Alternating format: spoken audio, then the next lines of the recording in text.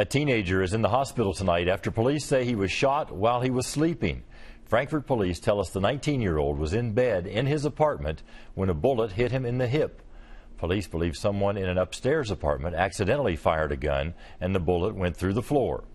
Now they want to know who fired that gun. Hillary Thornton has the latest on the case.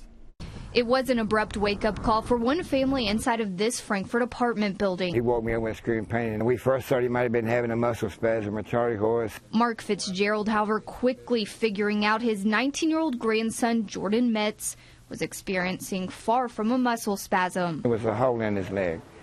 And that's when we would look like a bullet shot, and then we seen the hole in the ceiling where it come through. A bullet going through the floor of the upstairs apartment, entering the downstairs unit right above his grandson's bed. He was in the bedroom in the bed, sound asleep. Investigators then spending several hours out at the apartment building searching that unit they believe the bullet came from. We actually went to the apartment where the bullet appears to have come from, and nobody was in that apartment. Working now to track down who pulled the trigger and piece together why the gun was fired into the floor. This is very unusual. You know, these kind of things don't happen often. Usually when they do, fortunately there isn't somebody at the sort of the receiving end, if you will. You know, the bullet will go into the floor or something like that, bury into some furniture. In this case, unfortunately, he happened to be in the middle of it. As Mett's family waits for some answers, and even as the teen recovers in the hospital, they remain mindful of how lucky he is. It could have been worse. It could be looking at him. He could have been killed.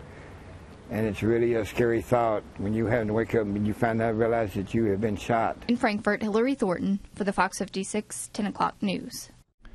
Metz is expected to be okay. His family says he did suffer a broken pelvis. Police say it's too early to know if any charges will be filed in the case.